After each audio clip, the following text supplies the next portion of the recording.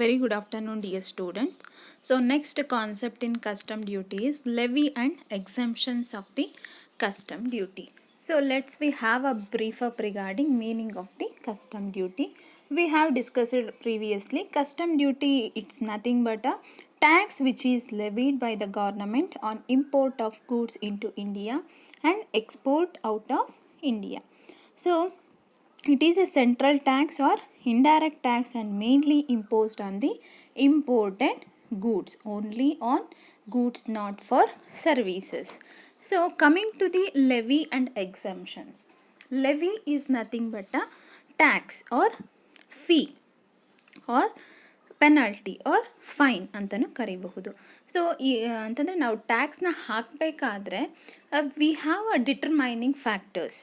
So there are 3 stages imposition of tax and duties ಅಂತಲೇ ಕರಿಬಹುದು. ಆ 3 ಫ್ಯಾಕ್ಟರ್ಸ್ ಯಾವ ರೀತಿ ಇಂಪ್ಯಾಕ್ಟ್ ಆಗುತ್ತೆ, ಆ ಫ್ಯಾಕ್ಟರ್ಸ್ ಯಾವುದು ಅಂತ ನೋಡೋದಾದರೆ, ಫಸ್ಟ್ ಒನ್ ಬಂದು ಲೆವಿ, ಸೆಕೆಂಡ್ ಒನ್ ಬಂದು ಅಸೆಸ್ಮೆಂಟ್, ಥರ್ಡ್ ಒನ್ ಬಂದು ಕಲೆಕ್ಷನ್ ಆಫ್ ದಿ ಟ್ಯಾಕ್ಸ್ ಅಂತ. ಏನು ಈ ಲೆವಿ, ಈ ಸ್ಟೇಜಲ್ಲಿ ಯಾವ ರೀತಿ ಟ್ಯಾಕ್ಸ್ನ ಕ್ಯಾಲ್ಕುಲೇಟ್ ಮಾಡ್ತಾರೆ ಅನ್ನೋದು ನೋಡೋದಾದರೆ, levy is the stage where the declaration of liability is made and the persons are the properties in respect of which the tax or duty is to be levied is identified and charged. So ನಾವು ಟ್ಯಾಕ್ಸ್ನ ಹಾಕಬೇಕಾದ್ರೆ ಒಂದು ವಸ್ತುವಿನ ಮೇಲೆ we suppose to follow terms and conditions. ಆ quantity ನೋಡಬೇಕಾಗುತ್ತೆ, ಮತ್ತು ಎಲ್ಲಿಂದ ಇಂಪೋರ್ಟ್ ಆಗ್ತಿದೆ ಅಥವಾ ಎಲ್ಲಿಂದ ಎಕ್ಸ್ಪೋರ್ಟ್ ಆಗ್ತಿದೆ ಅಂತ ನೋಡಬೇಕಾಗುತ್ತೆ, ಅದರ ವೆಯ್ಟೇಜ್ ನೋಡಬೇಕಾಗುತ್ತೆ, ಡ್ಯೂರಬಿಲಿಟಿ ನೋಡಬೇಕಾಗುತ್ತೆ, ಅದರಲ್ಲಿ ಎಷ್ಟೊಂದು ವಸ್ತುಗಳು ಸ್ಪಾಯಿಲ್ ಆಗಿದೆ, ಡ್ಯಾಮೇಜ್ ಆಗಿದೆ, ರಿಟರ್ನ್ ಆಗಿದೆ, ಇಲ್ಲಾಂದರೆ ವರ್ಕ್ ಇನ್ ಪ್ರೋಗ್ರೆಸ್ಸಲ್ಲಿ ಇದೆಯಾ, ಈ ಎಲ್ಲ ಟರ್ಮ್ಸ್ ಆ್ಯಂಡ್ ಕಂಡೀಷನ್ಸ್ನ ನಾವು ವೆರಿಫೈ ಮಾಡಬೇಕಾಗುತ್ತೆ. ಸೊ ಲೆವಿ ಸ್ಟೇಜ್ ಏನಪ್ಪ ಹೇಳುತ್ತೆ ಅಂತಂದರೆ, it is the stage where the declaration of the liability ಅಂತಂದರೆ how much we suppose to pay the tax according to the terms and conditions of the custom law of the 1962 ಅಂತ levy stage ಹೇಳುತ್ತೆ.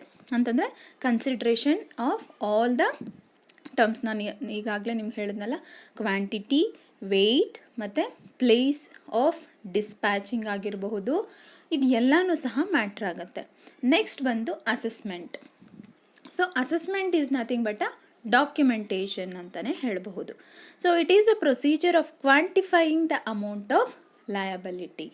ಕ್ವಾಂಟಿಫೈಯಿಂಗ್ ಅಂತಂದರೆ ಎಷ್ಟು ಹಾಕಬೇಕು ಅಂತಂದರೆ how much we suppose to pay.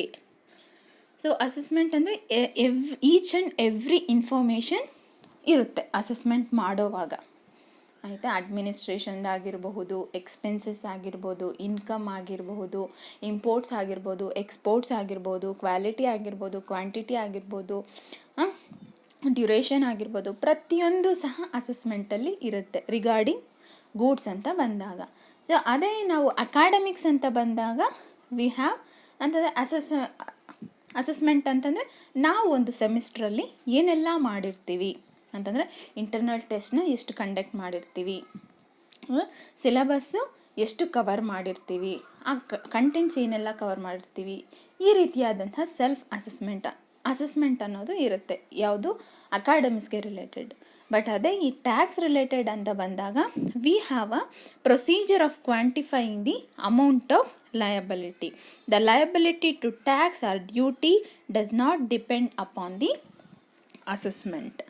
Okay, quantify ಮಾಡುತ್ತೆ ಕಂಪ್ಲೀಟಾಗಿ. ಅಸೆಸ್ಮೆಂಟಿಂದ ಅವರು ಇಷ್ಟು ಟ್ಯಾಕ್ಸ್ನ ಕಟ್ಟಬೇಕು ಅಂತ ಡಿಕ್ಲರೇಷನ್ ಇರಲ್ಲ, ಬಟ್ ಅದನ್ನೂ ಸಹ ಕನ್ಸಿಡರೇಷನ್ಗೆ ತಗೊಳ್ತಾರೆ ಅಂತ ಇಲ್ಲಿ ಅರ್ಥ.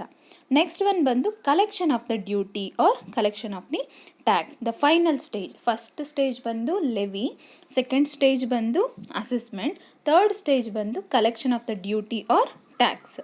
The final stage is where the tax or duty is actually collected. Final stage, the collection of tax or duty may for administrative or other reasons be postponed to a later times as done in case of the excise duty. Excise duty ಅಂತ ಬಂದಾಗ sometimes ಏನಾಗುತ್ತೆ, collection of the tax or duty postpone ಆಗೋವಂಥ chances ಇರುತ್ತೆ coming to the excise duty. Okay, so wherein the liability towards duty arises upon the manufacture of the excisable goods, the duty is collected only upon removal of goods from the factory. ನಾವು custom duty ಹಾಕೋವಂಥದ್ದು ಯಾವುದಕ್ಕೆ? Import and ಎಕ್ಸ್ಪೋರ್ಟ್ಗೆ. Manufacturing of ಗೂಡ್ಸ್ಗೆ ಹಾಕೋವಂಥ tax ಯಾವುದು? Excise duty. Okay, but ನಾವಿಲ್ಲಿ refer ಮಾಡ್ತಾ ಇರೋದು, ನಾವು ಸ್ಟಡಿ ಮಾಡ್ತಾ ಇರೋದು ಯಾವುದು? Custom duty. ಅದಕ್ಕೆ ಇವರು ಕಲೆಕ್ಷನ್ ಆಫ್ ಟ್ಯಾಕ್ಸ್ ಸ್ಟೇಜ್ ಯಾವಾಗಪ್ಪ ಶುರು ಆಗುತ್ತೆ ಅಂತಂದರೆ, the custom duty is collected only upon the removal of goods from the factory. ಫ್ಯಾಕ್ಟ್ರಿಯಿಂದ ಡಿಸ್ಪ್ಯಾಚ್ ಆಗಿದ ತಕ್ಷಣ ಹಾಕುವಂಥ ಇಂಪೋರ್ಟ್ ಅಥವಾ ಎಕ್ಸ್ಪೋರ್ಟ್ ಆಫ್ ದ ಗೂಡ್ಸ್ಗೆ ನಾವು ಟ್ಯಾಕ್ಸ್ನ ಹಾಕ್ತೀವಿ ಅಂಡರ್ ದಿ ಕಸ್ಟಮ್ಸ್ ಆ್ಯಕ್ಟ್ ಅಂತಲೇ ಹೇಳಬಹುದು. The liability towards custom duty is broadly based upon the following 3 factors. ಅಂತಂದರೆ ಈಗಾಗಲೇ ಲಯಬಿಲಿಟಿ ಟುವರ್ಡ್ಸ್ ಅಂತಂದರೆ ಎಷ್ಟು ಕಟ್ಟಬೇಕು ಅಂತಂದರೆ, how much we suppose to pay as a custom duty ಅಂತ ನಾವು ಒಂದು ಕನ್ಸಿಡ್ರೇಷನ್ ತೊಗೊಂಡಾಗ ನಾವು 3 ಫ್ಯಾಕ್ಟರ್ಸ್ನ ಕನ್ಸಿಡರ್ ಮಾಡಬೇಕಾಗತ್ತೆ. That is the goods, the point and the custom circumstances under which the custom duty becomes a leviable. ನಾವು ಪಾಯಿಂಟ್ ಆ್ಯಂಡ್ ಸರ್ಕಮ್ಸ್ಟೆನ್ಸಸ್ನೂ ಸಹ consideration ಮಾಡಬೇಕಾಗುತ್ತೆ. Depends on points and circumstances also we can levy A custom duty. Next, the procedure and the mechanism and the organization for determining the amount of custom duty and collection thereof. ಅಂದರೆ procedure ಆಗಿರಬಹುದು ಮತ್ತು mechanism ಆಗಿರಬಹುದು, the organisation for determining the amount of custom duty, ಅದ್ರ ಮೇಲೂ ಸಹ ನಾವು custom ಡ್ಯೂಟಿನ decide ಮಾಡೋ ಒಂದು ಫ್ಯಾಕ್ಟರ್ ಆಗಿದೆ ಅಂತ. Next, the exemptions to the levy either on grounds of the morality or equity or as a result of discriminationary powers vested in the government as a tool for planning tax structure. So ನಾವು ಎಕ್ಸಂಪ್ಷನ್ಸ್ನೂ ಸಹ consideration ಮಾಡಬೇಕು. ನಾನು ಹೇಳಿದೆ ನಿಮಗೆ ಈಗಾಗಲೇ, ಎಲ್ಲ ವಸ್ತುಗಳ ಮೇಲೂ ನಾವು ಕಸ್ಟಮ್ ಡ್ಯೂಟಿನ ಹಾಕಲ್ಲ. We have exemptions for certain goods. ಅದು ಸ್ಪೆಷಲ್ ಎಕ್ಸಂಪ್ಷನ್ಸ್ ಆಗಿರ್ಬೋದು, ಜನರಲ್ ಎಕ್ಸಂಪ್ಷನ್ಸ್ ಆಗಿರ್ಬೋದು. ನೀವು ನೆಕ್ಸ್ಟ್ ಅದ್ರ ಬಗ್ಗೆ ತಿಳ್ಕೊಳ್ತೀರಾ. ಸೊ ಅದನ್ನು ಸಹ ಕನ್ಸಿಡ್ರೇಷನಲ್ಲಿ ಇಟ್ಕೊಂಡು they have to levy a tax as a custom duty or import or export of a goods ಅಂತಲೇ ಹೇಳಬಹುದು. So this is regarding levy of the custom duty. So ನಾನು ನಿಮಗಾಗಲೇ ಎಕ್ಸ್ಪ್ಲೇನ್ ಮಾಡೋವಾಗ ಹೇಳ್ತಿದ್ದೆ point and circumstances of levy ಅಂತ. ಯಾವೆಲ್ಲ ಸರ್ಕಮ್ಸ್ಟೆನ್ಸಸ್ನ ಇವರು ಕನ್ಸಿಡ್ರೇಷನ್ಗೆ ಅಥವಾ ಗಣನೆಗೆ ತಗೊಳ್ತಾರೆ ಅಂತಂದಾಗ ಚಾರ್ಜಿಂಗ್ ಸೆಕ್ಷನ್ ಅಂತಲೇ ಬರುತ್ತೆ. It is section 12. ಸೊ ಇದು NET ಅಥವಾ KCET ಕ್ವಶನ್ ರಿಲೇಟೆಡ್ ಕ್ವಶನ್ಸ್ ಆಗಿದೆ.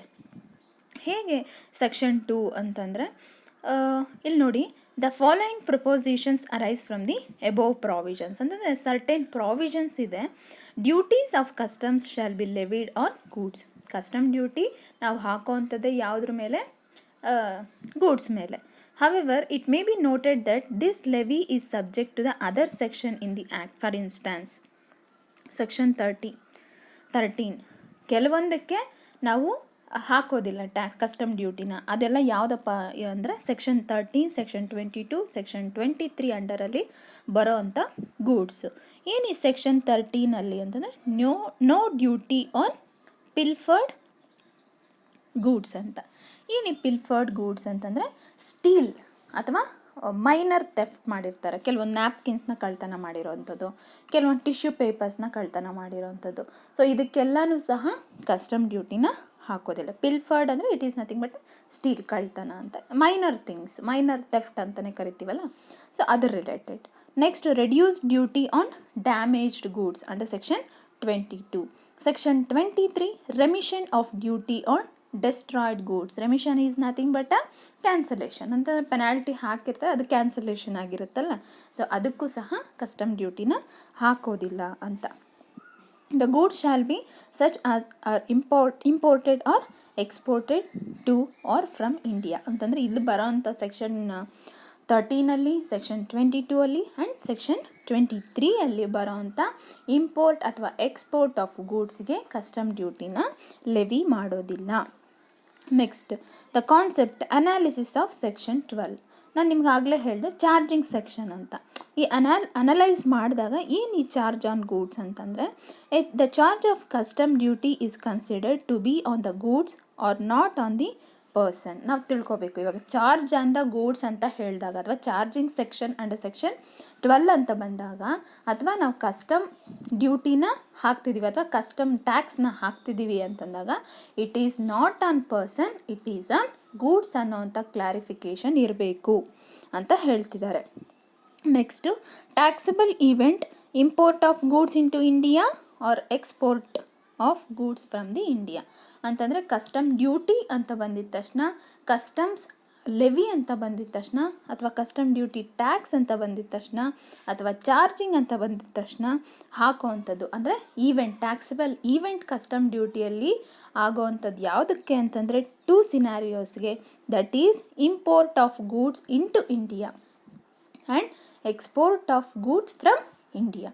ಸೊ ಈ 2 ಈವೆಂಟಿಗೆ ಮಾತ್ರ ನಾವು ಹಾಕುವಂಥ ಟ್ಯಾಕ್ಸ್ನ we will call it as a custom duty ಅಂತ ಚಾರ್ಜಿಂಗ್ ಸೆಕ್ಷನ್ 12 ಹೇಳುತ್ತೆ.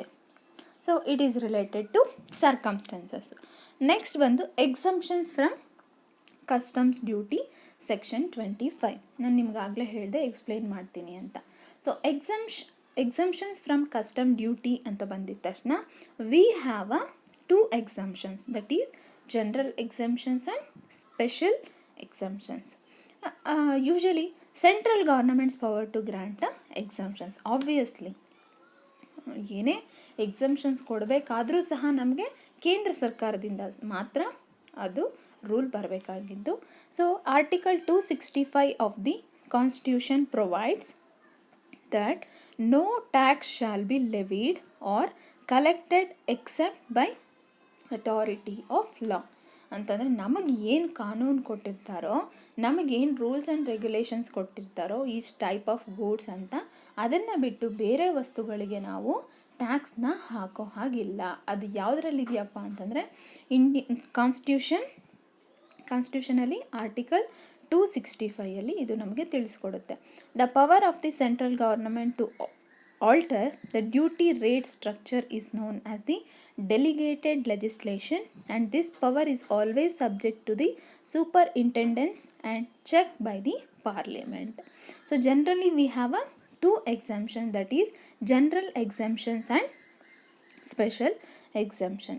If the central government is satisfied that is necessary in the public interest so to do, it may by notification in the official gazette exempt generally either absolutely or subject to such conditions as may be specified in the notification. Generally ಎಕ್ಸಂಪ್ಷನ್ಸ್ನ ಕೊಡ್ತಾರೆ.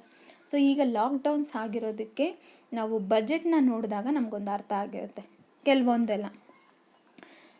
ಈಗ ಮೊನ್ನೆ RBIದು ಒಂದು session ನಡೆದಾಗ RBI governor ಹೇಳ್ತಿದ್ರು, EMIನ ಇನ್ನೊಂದಷ್ಟು ದಿನ ಮುಂದೂಡಲಾಗಿದೆ ಅಥವಾ EMIನ ಪೋಸ್ಟ್ಪೋನ್ ಮಾಡಿದೆ ಅಂತ, ಜನರಲ್ ಎಕ್ಸಂಪ್ಷನ್ಸ್ ಅಂತ. ಸೊ ಅವರು ಹೇಳಿದ್ಮೇಲೆ ಪಬ್ಲಿಕ್ ಸೆಕ್ಟರ್ ಬ್ಯಾಂಕ್ಸ್ ಆಗಿರಬಹುದು, ಪ್ರೈವೇಟ್ ಸೆಕ್ಟರ್ ಬ್ಯಾಂಕ್ಸ್ ಆಗಿರ್ಬೋದು, ಓವರ್ ಆಲ್ ಏನು ಬ್ಯಾಂಕ್ಸ್ ಇದೆಯೋ ಅಲ್ಲಿ ಸಾಲ ಮಾಡಿರುವಂಥ ಪ್ರತಿಯೊಂದು ಅಕೌಂಟ್ ಹೋಲ್ಡರಿಗೂ ಸಹ EMI ಏನಾಗುತ್ತೆ, ಪೋಸ್ಟ್ಪೋನ್ ಆಗುತ್ತೆ. ಅಂತಂದರೆ ನೆಕ್ಸ್ಟ್ ಕಮಿಂಗ್ ಅಥವಾ ಫ್ಯೂಚರ್ ಮಂತ್ಸಲ್ಲಿ ದೇ ಕ್ಯಾನ್ ಪೇ ಅಂತ. ಸೊ ಈ ಥರ ಜನರಲ್ಲಾಗಿ ಒಂದು ಅಫಿಷಿಯಲ್ ಗೆಜೆಟ್ ಮುಖಾಂತರ ಅಥವಾ ಒಂದು ಅಫಿಷಿಯಲ್ ನೋಟಿಫಿಕೇಷನ್ ಮುಖಾಂತರ ಸೆಂಟ್ರಲ್ ಗವರ್ನಮೆಂಟ್ ನಮಗೆ ಒಂದು ಸರ್ಕ್ಯುಲರ್ ಹೊರಡಿಸದೆ ಆದಲ್ಲಿ ಅದು ಎಲ್ರಿಗೂ ಸಹ ಅಪ್ಲಿಕೇಬಲ್ ಆಗುತ್ತೆ. ದೀಸ್ ಕೈಂಡ್ ಆಫ್ ಎಕ್ಸಂಪ್ಷನ್ಸ್ನ ನಾವು ಜನರಲ್ ಎಕ್ಸಂಪ್ಷನ್ಸ್ ಅಂತಲೂ ಕರಿತೀವಿ. Next special exemptions. If the central government is satisfied that it is necessary in the public interest is to do, it may by special order in such each case exempt from payment of duty. ಕೆಲವೊಂದು ಟೈಮಲ್ಲಿ suddenly ಡಿಸಿಷನ್ಸ್ನ ತಗೊಳ್ತಾರೆ, ಆ ಟೈಮಲ್ಲಿ special orders ಬರುತ್ತೆ ನಮಗೆ. ಆಗೇನಾಗುತ್ತೆ, exempt from payment of duty ಆಗಿರಬಹುದು, ಆಯಿತಾ. So any goods on which duty is leviable only under circumstances of an exceptional nature. So ಈ ಥರ ಸಡನ್ಲಿ ಡಿಸಿಷನ್ಸ್ನ ತೊಗೊಳ್ತಾರೆ. ಒಂದು ಸ್ಪೆಷಲ್ ಆರ್ಡರ್ ಕೊಟ್ಟು, ಈಗ ಯಾವುದೋ ಒಂದು ಜನರಲಿ ಎಕ್ಸೆಂಪ್ಷನ್ಸ್ ಅಂದರೆ ಅದು ಎಲ್ರಿಗೂ ಸಹ ಅಪ್ಲಿಕೇಬಲ್ ಆಗುತ್ತೆ.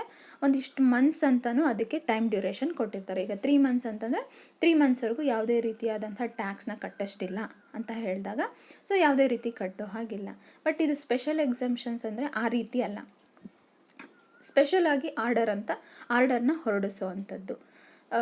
ಸಮ್ಟೈಮ್ಸ್ ಏನಾಗುತ್ತೆ, ಈಗ KCET ಎಕ್ಸಾಮ್ಸು June 21 ಅಂತ ಹೇಳಿದ್ದಾರೆ.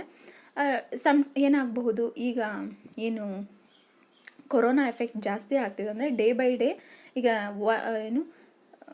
ಒಂದು ದಿನಕ್ಕೆ 5-6 ಕೇಸುಗಳು ಪಾಸಿಟಿವ್ ಆಗ್ತಿದ್ದು ಈಗ ಏನಾಗ್ತಾಯಿದೆ 40-50 ಆಗ್ತಾಯಿದೆ. ಅಂತಂದರೆ ಒಂದೊಂದು ಪ್ಲೇಸಲ್ಲಿ ಈ ರೀತಿ ಇನ್ಕ್ರೀಸ್ ಆಗ್ತಾಯಿದೆ.